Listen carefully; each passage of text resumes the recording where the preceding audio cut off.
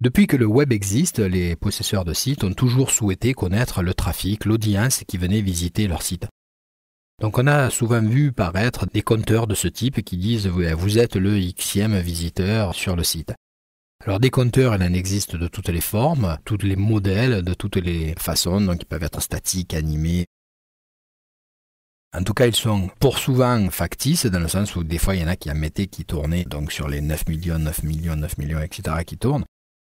Donc en fait, ces données sont-elles fiables, sont-elles vraies? Bien qu'elles puissent être fiables, elles n'apportaient aucune information sur la nature de la visite. Et aujourd'hui, on a besoin de pouvoir avoir des mesures d'audience qui se veuillent non seulement quantifier le nombre de visiteurs, mais aussi d'indiquer s'ils sont allés sur des pages, s'ils n'ont vu qu'une page, s'ils sont restés longtemps, d'où ils venaient, où ils sont allés en partant, pourquoi ils sont partis.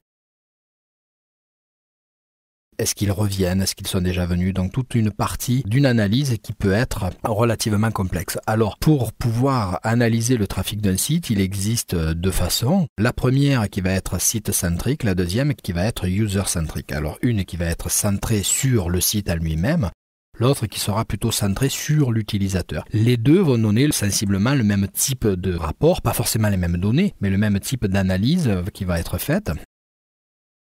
Alors comment fonctionne site-centrique? La première manière, c'est tout serveur possède ce qu'on appelle les fichiers logs. Les fichiers logs sont des fichiers qui vont dire il y a une connexion qui a été faite de telle heure, etc. Et donc toute cette analyse va être fabriquée systématiquement par le serveur.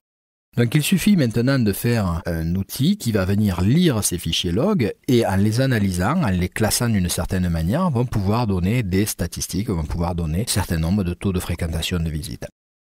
Il y a des données qui ne seront pas du tout utilisées ici. Pourquoi? Parce que l'interaction utilisateur, on ne l'aura pas. On aura uniquement la partie qui s'est passée sur le serveur et ce que le serveur a fait, et non pas ce qui s'est passé côté client. Alors pour cela, il y a une autre logique qui va être de dire, on va prendre une page web, et cette page web, on va lui placer des tags. Des tags, ce sont des sortes de marqueurs qu'on va mettre généralement en JavaScript dans le code de la page. Et ce JavaScript va servir à analyser ce que l'internaute fait, ce qu'il se passe sur la page, donc côté client. Et donc, ces données sont renvoyées au serveur, ce serveur les analyse, et après, par une interface utilisateur, on va pouvoir consulter certaines données qui se seront passées côté client.